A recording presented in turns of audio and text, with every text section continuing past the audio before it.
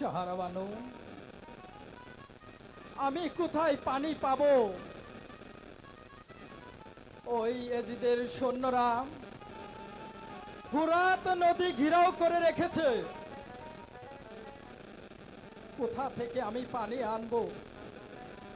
স্বামী,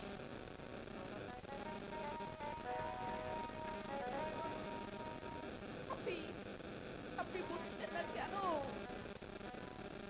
কিঞ্চিত পরিমাণে পানি এই শিশুকে আপনি পান করে দেবেন, তাহলে এই শিশুকে বাঁচানো যাবে।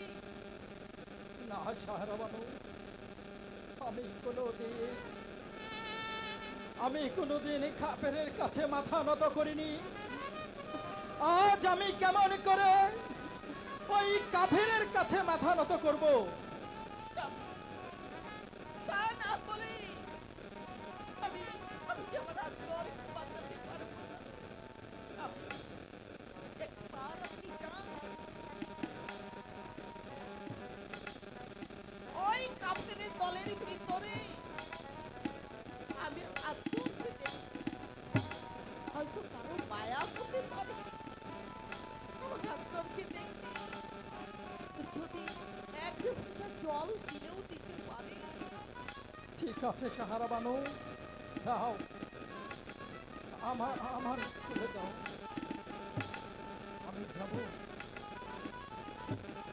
আমার রাজগড়কে বাঁচানোর জন্য আমি ওই ফুরাত কুলে যাব। আসি আসি আসি সাহারা বানু।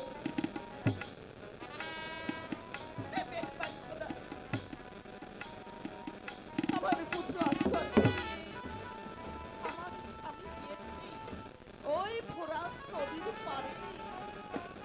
কতদিন তাকে মঙ্গলের মতো তুমি ফিরিয়ে নিয়ে এসো, ফিরিয়ে নিয়ে এসো, ফিরিয়ে নিয়ে এসো।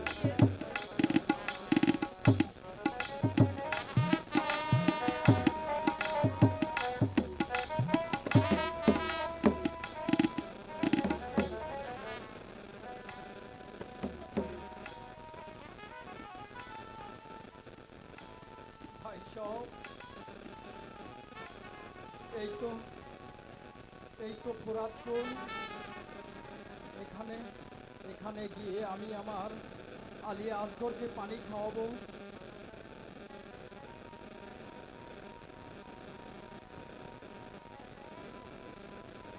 ভাই সব, তোমরা আমার এই শিশুটিকে একটু পানি পান করাতে দাও। পানি দান করা বহুত পুণ্যের কাজ। দেখো ভাই,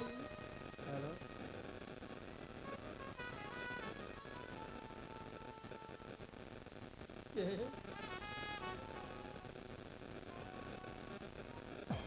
ওরে পাষণ্ড, আহ! ওরে পাষণ্ড, তোরা এ কি করলি? আমার আমার এই ছোট অবশ শিশুটাকে তাও তারা হত্যা করলি। আমার এই ছোট অবশ শিশু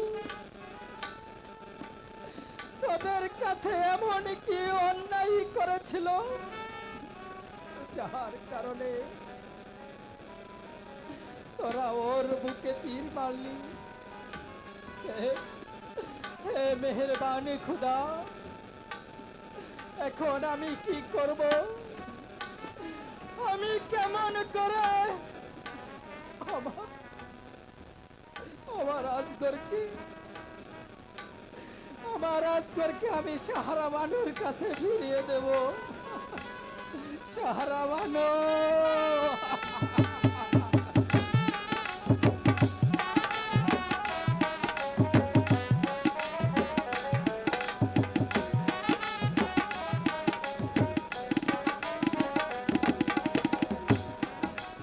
এই মেহেরবানি খোদা, আমার স্বামী গিয়েছে আমার শিশু বাচ্চাকে ওই ফোরাত নদী আমি পানি খাওয়া, কিন্তু এখনো পর্যন্ত সে ফিরে এলো না কেন? সাহারা বানু, ওগো, ওই তো স্বামী আমার ফিরে এসেছে। সাহারা বানু, স্বামী, স্বামী আপনি এসেছেন স্বামী। হ্যাঁ সাহারা বানু, এই তো আমি ফিরে এসেছি সাহারা বানু। দিন আমার আজগর আমার কোলে নিয়ে হ্যাঁ হ্যাঁ, সাহারা বানু, আমি তোমার আজগরকে সুশীতল পানি পান করিয়ে এনেছি সাহারা বানু। আমার আজগর আর কোনোদিন আমাদের কাছে পানি চাবে না সাহারা বানু। কি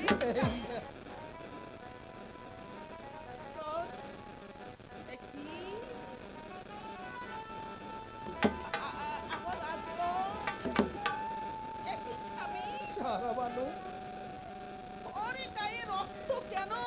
সাহারা বানু, স্বামী বলুন, ওর কি হয়েছে? সাহারা বানু,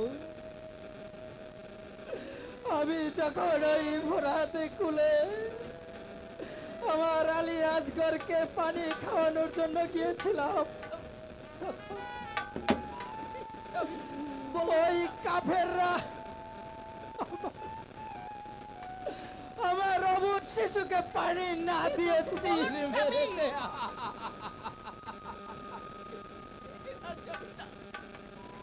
এ হতে পারে না।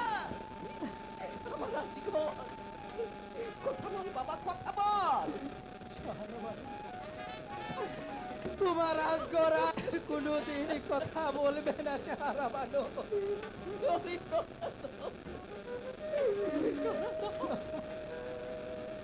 ওরে নরধম নিষ্ঠুর, তোরা এই কাজ কেন করলি? হে মেহেরবানি খোদা, তুমি পাষাণদেরকে বিচার করো, ওদের মাথায় বজ্রের আঘাত হানো।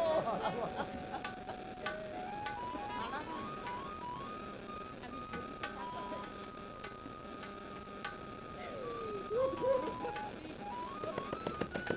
সাহারা বানু, তুমি আর দুঃখ করো না সাহারা বানু। সাহারা বানু, কেঁদে আর কি হবে?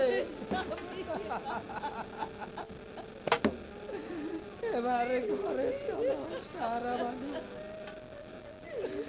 আমার রাজঘরের যে সৎকার করতে হবে সাহারা বানু।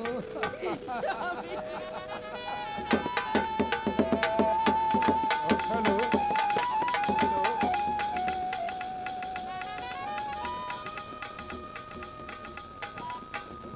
আজকের রজনীতে একে একে এক ফোঁটা পানির জন্য নবীর বংশ ধ্বংস হতে চলছে। আমার কাছে আমার আমার যে আর সহ্য হচ্ছে না। না না না না, আমি এখানে একা বসে থাকবো কেন? আমি নিজেই যাব যুদ্ধ করতে। এই কাশেমের দেহে একই বিন্দু রক্ত থাকে, আমি আপনাকে ওই রণক্ষেত্রে যেতে দিতে পারি না। বাবা কাশেম, কাকা যান, তুমি আজ পিতৃহীন। তোমার মায়ের তুমি একমাত্র পুত্র। তোমাকে আমি ওই শত্রু দলের মধ্যে জিতে দিতে পারি না, কারণ তুমি যে এখনো শিশু। কাকা, আপনি আমাকে এখনো শিশু মনে করেছেন? ওই আজিদের সৈন্যদের আমি ক্ষুদ্র মনে করি। আপনি শুধু আমাকে অনুমতি দিন, আমি এক্ষুনি যুদ্ধে যাত্রা করবো। প্রাণাদিক পুত্র কাশেম, কাকা, আমার বংশের আমার বংশের মধ্যে তুমি যে প্রধান, তোমাকে তোমাকে যে আমি যুদ্ধে যাবার অনুমতি দিতে পারি না বাবা, কারণ তুমি তোমার মায়ের একমাত্র সন্তান। কাসেম, আমি একাই যুদ্ধ করে ওই ফুরাতকুল উদ্ধার করব। চাচা, আপনি যাই বলুন না কেন চাচা, এই কাশেমের দেহে একই বিন্দু রক্ত থাকতে আমি আপনাকে যুদ্ধক্ষেত্রে যেতে দিতে পারি না কাকা। আর এই যে সৈন্যদের দেখে আমি কখনো ভীত হব না, আমি কখনো ভয় পাবো না। তাই তো আপনি করুন আশীর্বাদ, আমি উল্কার বেগে চলে যাবো ওই ওই ফুরাত নদীর গুলো উদ্ধার করতে। বাবা কাসেম, কাকা যান, তোমার এই কথার আমার কোনো উত্তর নেই বাবা কাসেম। কাকা তোমার মায়ের আদেশ নিয়ে তুমি যা ইচ্ছে তাই করো। মা দেন পদধূলি, করুন আশীর্বাদ, আমি এক্ষুনি যুদ্ধে যাত্রা করব। যাও পুত্র কাসেম, আজ আমি তোমাকে প্রাণ ভরে আশীর্বাদ করছি। এখনই তুমি যুদ্ধে যাত্রা করো। যুদ্ধ করে তুমি তোমার পিতার প্রতিশোধ নাও। আমি ওই খোদারই কাছে সঁপে দিচ্ছি তোমাকে। বেশ, আমি তাই চলছি। বাবা কাসেম, একটু দাঁড়াও বাবা, একটি কথা শুনে যাও। তোমার পিতার মৃত্যুর সময় আমি আমি তার কাছে যে একটা প্রতিজ্ঞা করেছি বাবা কাসেম, আমাকে সেই প্রতিজ্ঞা হতে তুমি মুক্ত করে দাও, তারপর তুমি যুদ্ধে যাত্রা করো। চাচা যান, আমার পিতা মৃত্যুর সময় আপনি আপনার কাছে কি প্রতিজ্ঞা করেছিল? বাবা কাসেম, তোমার পিতা মৃত্যুর পূর্বে আমাকে বলে গেছে আমার কন্যা সখিনা সখী তোমাকে বিয়ে দিতে হবে। তাই তুমি সখিনাকে বিয়ে করে তারপর তুমি ওই যুদ্ধে যাত্রা করো। মা, মাগো, পিতা আমায় মৃত্যুর কালে একটি কবচ দিয়ে বলে গিয়েছিল, যদি কখনো বিপদে পড়ো তাহলে এই কবরে অপর পৃষ্ঠায় লক্ষ্য করে দেখবি কি লেখা আছে, সেই মতো কাজ করিও। মা, আপনি যদি অনুমতি দেন তাহলে আমি এই কবচটা খুলে দেখি এই কবচে কি লেখা আছে। তুমি তাই করো বাবা কাসেম, তুমি তাই করো। মা, এই নাও, তুমি কবচখানা খুলে দেখো।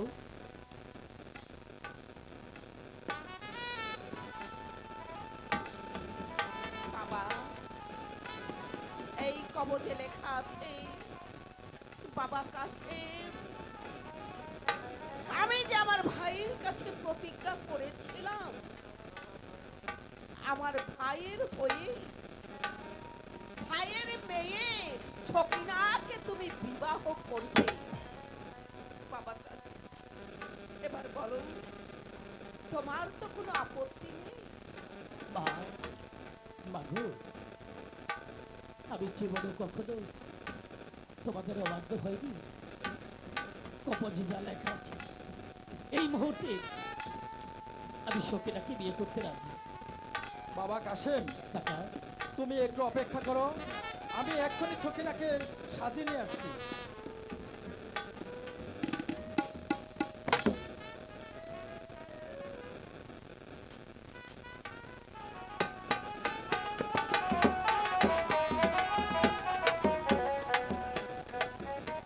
বাবা কাসেম, কাকা, এদিকে আসো। আমি আমার মেয়ে সখিনাকে লালন পালন করে মানুষ করেছি, আজ হতে আমার মেয়ে সখিনাকে তোমার হাতে তুলে দিচ্ছি। তুমি ওকে দেখে রেখো বাবা কাসেম। আজ হতে ওর সমস্ত দায়িত্ব মান সম্মান ইজ্জত আমি তোমার হাতে অর্পণ করলাম বাবা কাসেম।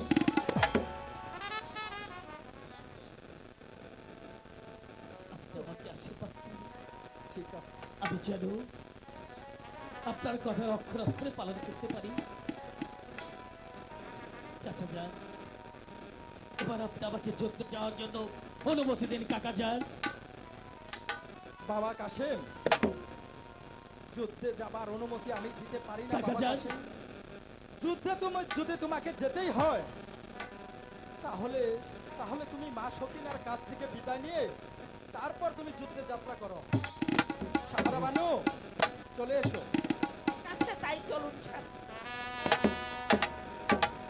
স্বামী, সখিনা, তুমি তো সবই শুনলে, এবার তুমি আমাকে হাসি মুখে বিদায় করে দাও।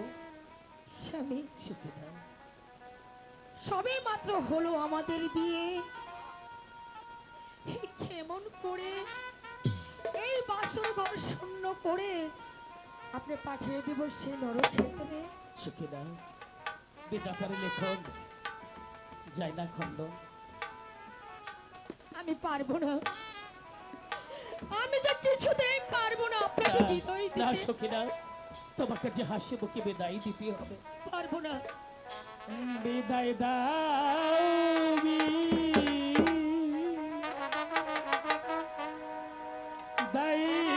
দাও সখিনা, বিদায় দেওয়া মারে গো প্রাণে,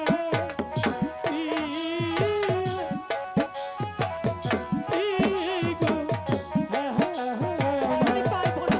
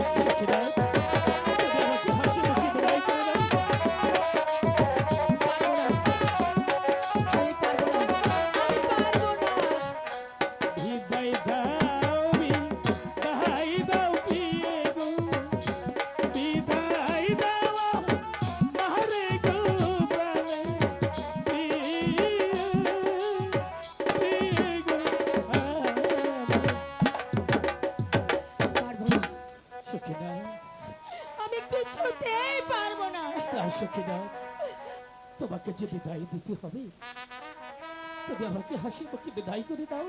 কি কথা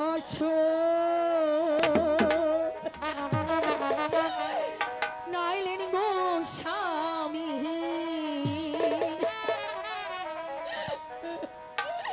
সহিতে না পারি গো সখিনা, রানী, স্বামী, স্বামী গো আহা।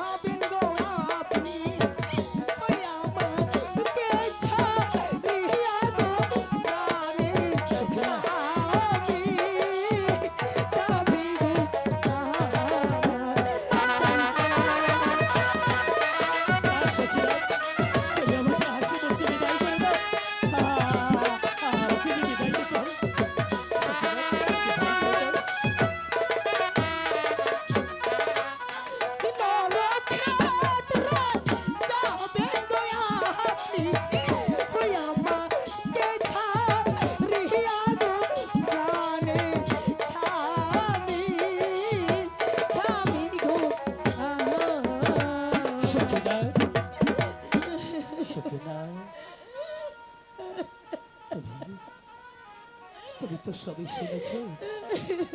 বিধাতার লেখন চাইদা খন্দন, আমাকে হাসি মুখে বিদায় করে দাও।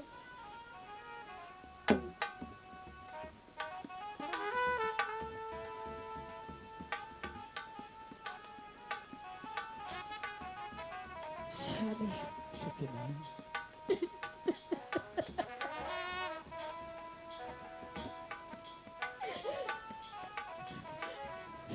নরক্ষেত্রে, সেই নরক্ষেত্রে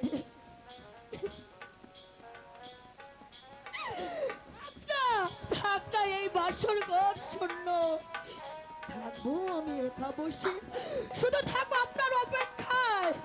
সখীরা, শুধু একটু কথা দিন, বলো সখীরা, আপনি আমার কাছে ছই সালামত ফিরে আসবেন তো?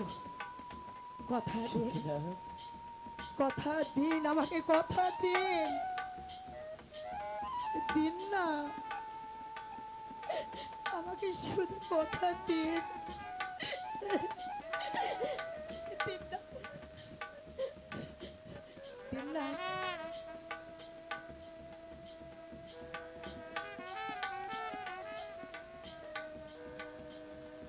দিবেন না?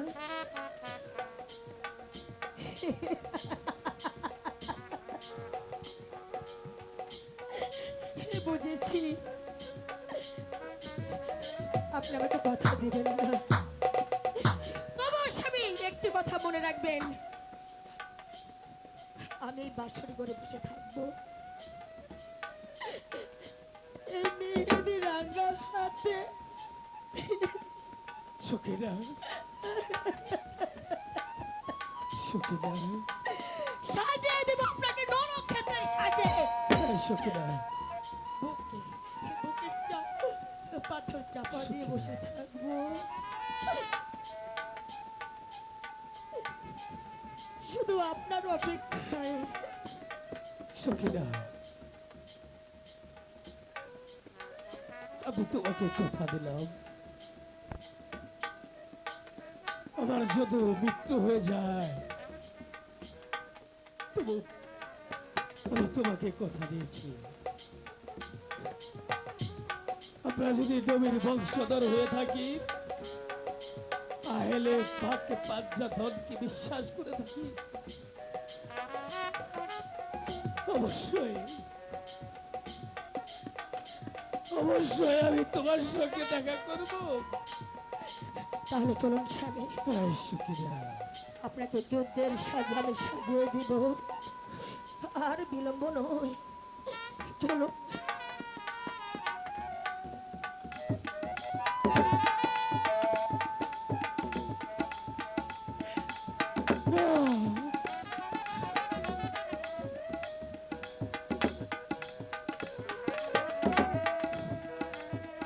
চলো সখীরা, তুমি আমাকে সাজিয়ে দাও, আমি এখনই যেতে